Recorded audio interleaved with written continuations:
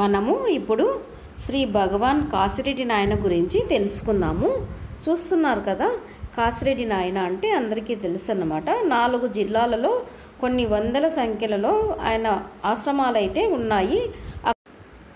కాసిరెడ్డి నాయన ఆంధ్రప్రదేశ్లోని నెల్లూరు జిల్లాలోని ఉదయగిరి తాలూకాలోని సీతారామాపురంలో జన్మించాడు.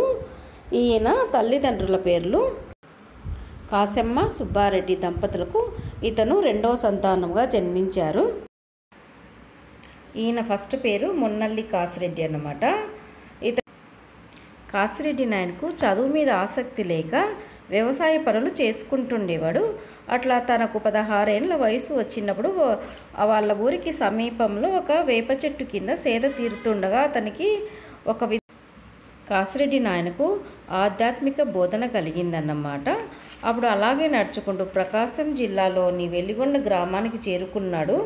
అక్కడ అతిరాచ గురువయ్య అనే స్వామీజీ దగ్గర శిష్యరికం చేస్తూ అతని చేత ప్రభావితుడయ్యి అనేక తీర్థయాత్రలు చేశాడనమాట. కాశీ నుండి కన్యాకుమారి వరకు అనేక పుణ్యక్షేత్రాలను దర్శించాడు. కాశీలో కాసిరెడ్డి నాయన తెలుసుకున్న విషయం ఏమిటంటే, అమ్మ అన్నము ఆకలి అని వస్తే మనము అన్నం పెట్టలేకపోయినా కనీసము గంజి అయినా పెట్టాలి. అలాగే 10 మంది తినాల్సిన అన్నాన్ని ఒకరే తినకూడదు, నలుగురు తినే అన్నాన్ని 10 మంది పంచుకోవాలి అని బోధన ఎల్లవేళ ప్రజలకు చేస్తూ ఉండేవాడు. కాశీలో 3 ఏళ్ళు, గరుడాద్రిలో 12 ఏళ్ళు తపస్సు చేశాడనమాట. గరుడాద్రి అనేది నల్లమల ఫారెస్ట్లో ఉంటుంది.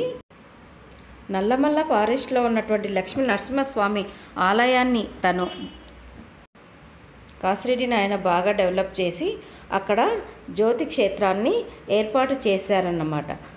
ఆంధ్రప్రదేశ్లో మొట్టమొదటిగా ఏర్పాటు చేసినటువంటి కాసిరెడ్డి నాయన ఆశ్రమము జ్యోతి క్షేత్రం అన్నమాట. కాశీ నాయనకు కాశీలో ఉన్నప్పుడు అన్నపూర్ణాదేవి ఆయనకు కలలో కనిపించి, నీ ఆశ్రమం ఎక్కడ ఉంటే నేను అక్కడ ఉంటాను, భక్తులకు ఎల్లప్పుడూ ఏ టైంలో వెళ్ళినా కూడా అన్నదానము అనేది జరుగుతూ ఉంటుంది అని కలలో జరిగిందన్నమాట. ఈ కాశీ నాయన గురించి రాయలసీమ ప్రజలకి ప్లస్ నెల్లూరు జిల్లా వాసులకైతే తెలిసి ఉంటుంది. రాయలసీమ ప్రాంత వాసులకైతే లక్ష్మీ నరసింహస్వామిని కాశీ నాయనగా అవతరించాడని, అలాగే వీర బ్రహ్మేంద్ర స్వామి మరో జన్మ కాసిరెడ్డి నాయన అని కూడా ప్రజలు భావిస్తారు.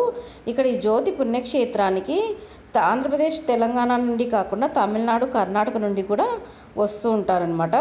కాసిరెడ్డి నాయన సజీవ సమాధి ఈ జ్యోతి క్షేత్రంలో జరిగింది. జ్యోతి క్షేత్రం అనేది నల్లమల్ల ఫారెస్ట్ దట్టమైన అడవులలో ఉంటుంది.